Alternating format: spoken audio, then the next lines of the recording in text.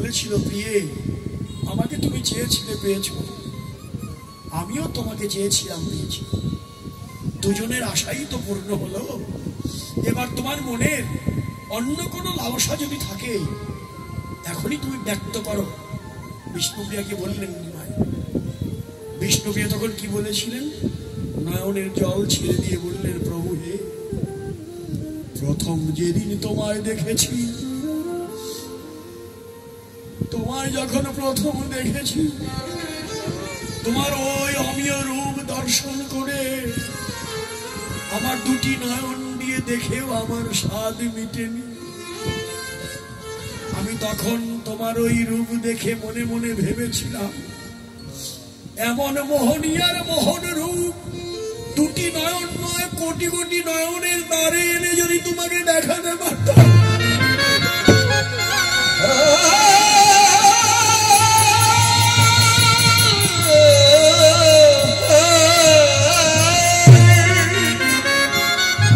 কোটি কোটি নয়নে তোমার ওই রূপ যদি আমি দেখাতে পারতাম, হয়তো আমার নয়নের স্বাদও মিটত, আমার অন্তরের লালসাও মিটত।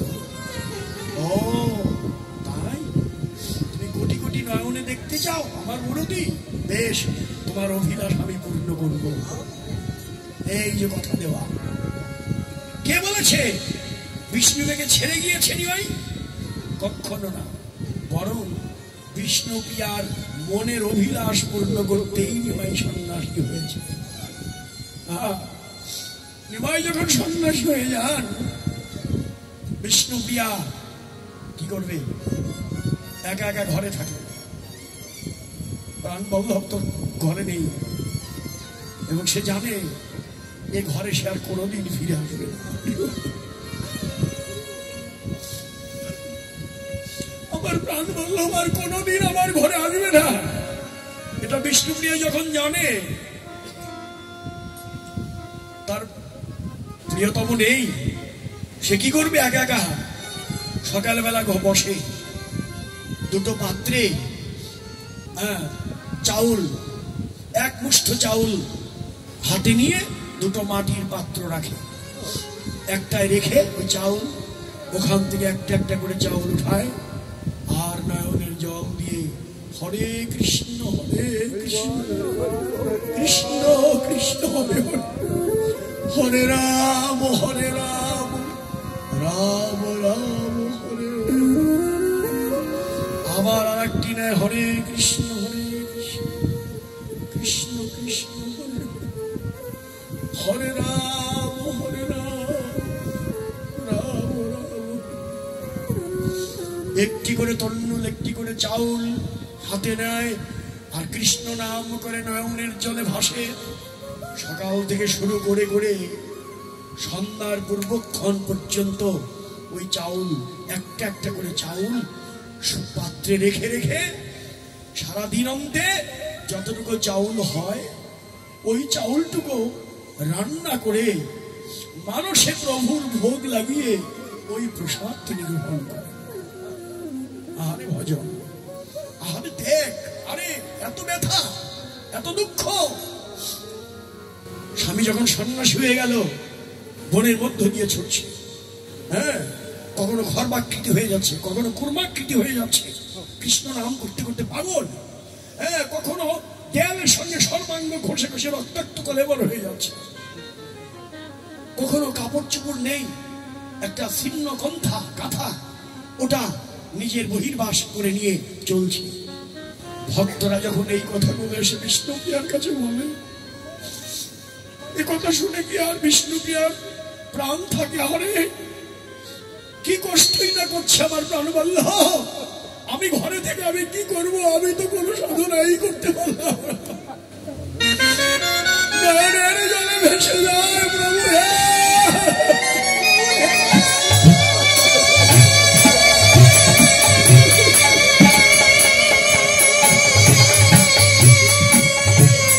আমি অভাগিনী,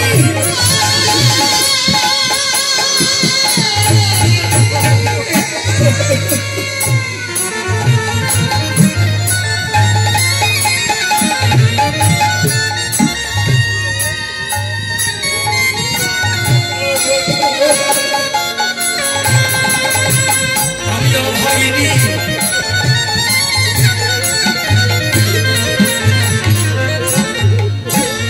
আমি তো চরণ সেবার অযোগ্য দাসী, আমার দ্বারা তোমার সেবা হলো না। আমি যে তোমার অযোগ্য দাসী, অযোগ্য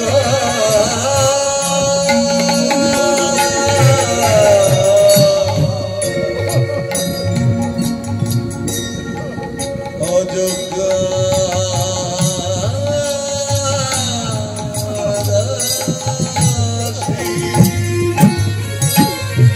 আমি তোমার সেবা হতে জন্মের মতো বঞ্চিত হলাম, বঞ্চিত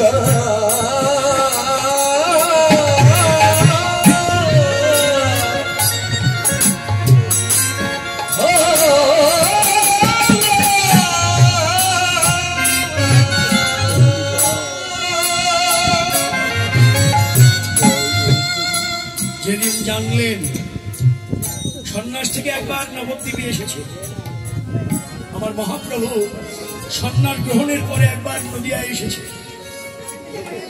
কে কে দেখা করতে পারবে নিমাইয়ের সঙ্গে? সন্ন্যাসী কে দেখা করতে পারবে? সচিমা পারবে তো? হ্যাঁ, মা পারবে। মা তার ছেলেকে দেখতে পারবে, সন্ন্যাসী হলেও দেখতে পারবে, কিন্তু বিষ্ণুপ্রিয়া না, না হবে না, বিষ্ণুপ্রিয়ার দেখা হবে না। এই কথা শোনার পরে বিষ্ণুপ্রিয়ার প্রাণবন্ধু কাছে এসেছে, তাকে দেখার অনুমতি নেই। বলুন তো, এই ব্যথা কি রাধার ব্যথাকে হার মানিয়ে দেবে? আমরা মাথুর বিবাহ করব, হ্যাঁ, আজকে বিষ্ণুপ্রিয়ার ব্যথাকে রাধার ব্যথাকে হার মানিয়ে দেয়। যে প্রাণ বন্ধ কাছে এলো, আমি তাকে একটু দেখতেও পারবো না, আমি তাকে একটু দেখতেও পারবো না, অনুমতি নেই। হলো না। তারপর থেকে বিষ্ণুপ্রিয়া জানে জন্মের মতো হারিয়েছি, আমার প্রাণ বল্লভকে আমি জন্মের মতো হারিয়েছি, আর কোনোদিন তার দর্শন হবে না। কত কথা বিষ্ণুপ্রিয়া। একবার আমার মহাপ্রভু মায়ের জন্য শাড়ি দিয়েছে, সঙ্গে বিষ্ণুপ্রিয়ার জন্য একটা মাঠিয়ে দিয়েছে। তখন কি করেছে জানেন? ছিন্নকন্থাধারী শুনতে পায় তো বিষ্ণুপ্রিয়া, এই জন্য মায়ের কাছে শাড়িটা মা পরেছে ঠিক, কিন্তু বিষ্ণুপ্রিয়া শাড়িটা পরেনি। সে মন্দিরে তার স্থানে ওই শাড়িটা রেখে প্রাণ বন্ধ পাঠিয়েছে। আমি পড়তে পারবো না, সে যে ধোয়ায় গড়াগড়ি যায় হরিনাম করে করে।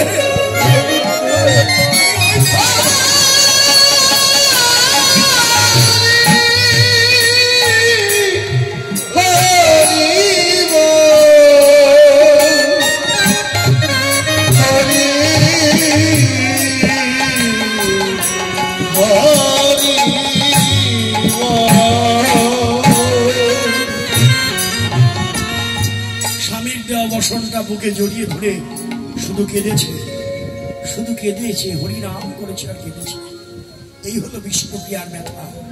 ধন্য, আমরা ধন্য ধন্য বলবো বিষ্ণুপ্রিয়ার ত্যাগ, যার ত্যাগের বিনিময় আজকে আমরা মহাপ্রভু পেয়েছিলাম। হ্যাঁ, জয় হোক বিষ্ণুপ্রিয়ার। যে বিষ্ণুপ্রিয়া না চাইলে মহাপ্রভুকে, সে যদি তার প্রাণ বল্লভকে জগতের কল্যাণের জন্য ছেড়ে না দিত, আমরা কোনোদিন তাকে পেতাম না। তাহলে বিষ্ণুপ্রিয়ার কথাটা আমাদের বেশি করে বলা প্রয়োজন।